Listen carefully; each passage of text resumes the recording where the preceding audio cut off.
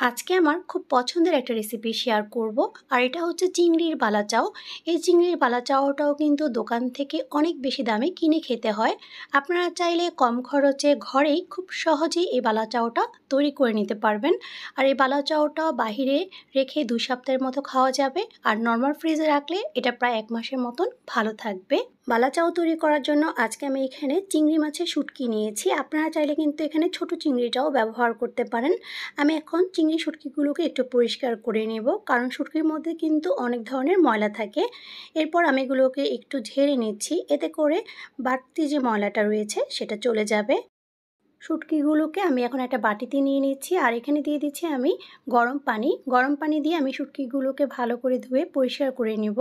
পরিষ্কার করে নেওয়ার পর আমি এগুলোকে একটা স্ট্রেনারে দিয়ে রাখছি, যাতে করে এর মধ্যে যে এক্সট্রা পানি রয়েছে সে পানিটা ঝরে যায়। এখন একটা প্যানে দিয়ে দিচ্ছি পরিমাণ মতো তেলটা ভালো করে গরম হয়ে এলে আমি এর মধ্যে কয়েকটা শুকনো মরিচ ভেজে নিচ্ছি। মরিচগুলো ভাজা হয়ে গেলে আমি এখন মরিচগুলোকে একটা প্লেটে তুলে রাখছি। এখন ওই তেলের মধ্যে আমি দিয়ে দিচ্ছি 1.5 কাপ পরিমাণ পেঁয়াজ কুচি। আমি পেঁয়াজ কুচিটাকে চুলার আঁচ লো টু মিডিয়ামে রেখে ভেজে নিব। আমার এখানে পেঁয়াজগুলো একদম বেরেস্তার মতো হয়ে গিয়েছে, আর এটা কালারটাও কিন্তু খুব সুন্দর এসেছে। এই পর্যায়ে আমি এগুলোকে তেল থেকে তুলে নিচ্ছি, তা না হলে দেখা যাবে এগুলোকে উপর উঠানোর পর আরও একটু ডিপ কালার চলে আসবে। আমি এই পর্যায়ে এগুলোকে চুলা থেকে নামিয়ে নিচ্ছি। বেরেস্তাগুলোকে এক পাশে আমি এখন রেখে দিচ্ছি, আর ওই তেলের মধ্যে আমি এখন কিছু রসুন কুচি ভেজে নিব।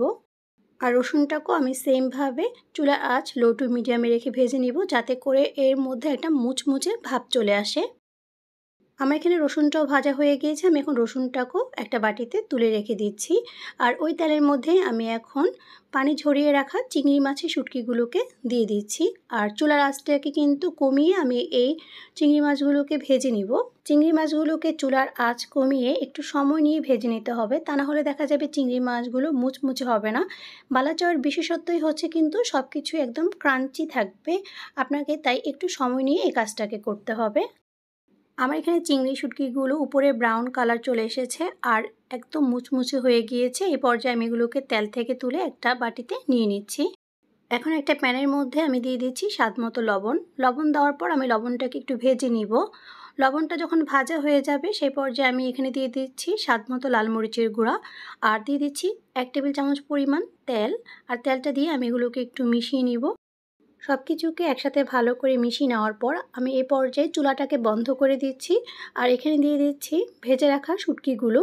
এরপর আমি এখানে ভেজে রাখা রসুন কুচি দিয়ে দিচ্ছি ভেজে রাখা পেঁয়াজ। এরপর আমি এগুলোকে একসাথে ভালো করে মিশিয়ে নিব। শুটকি, পেঁয়াজ ও রসুনটাকে ভালো করে মিশিয়ে নেওয়ার পর এখন আমি এখানে দিয়ে দিচ্ছি যে মরিচটাকে আমি ভেজে রেখেছিলাম সেটাকে আমি গুঁড়া করে এখানে দিয়ে দিচ্ছি। মরিচটাকে কিন্তু অবশ্যই দিবেন, শুকনো মরিচ দিলে কিন্তু বালাচাওয়ের টেস্টটা অনেক ভালো আসবে। সব কিছুকে একসাথে ভালো করে মিশিয়ে নেওয়ার পরে তৈরি হয়ে যাবে চট্টগ্রামের ঐতিহ্যবাহী চিংড়ির বালাচাও। আর এই বালাচাওটা গরম ভাতের সাথে খেতে কি যে দারুণ, আপনারা একবার হলো এভাবে ট্রাই করে দেখবেন। আমার এখানে বালাচাওটাও তো রেডি। আমি এখন এটাকে ঠান্ডা করে একটা বয়ামে ভরে নিব। আর এটাকে বাইরে রেখে কিন্তু 2 সপ্তাহের মতো খাওয়া যাবে, আর নর্মাল ফ্রিজে রেখে আপনারা প্রায় 1 মাসের মতন খেতে পারবেন।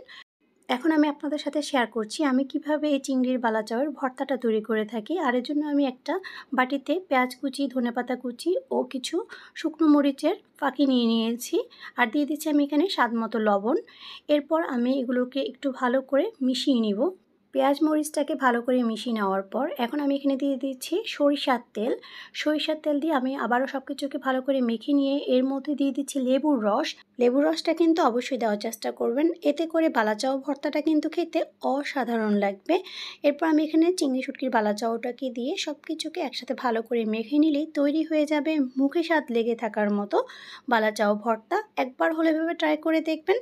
আর আপনাদের কাছে রেসিপিটি ভালো লেগে থাকলে অবশ্যই আপনাদের ফ্রেন্ডস ও ফ্যামিলির সাথে শেয়ার করবেন। আজকে তাহলে এই পর্যন্তই। সবাই ভালো থাকবেন, সুস্থ থাকবেন। আল্লাহ হাফেজ।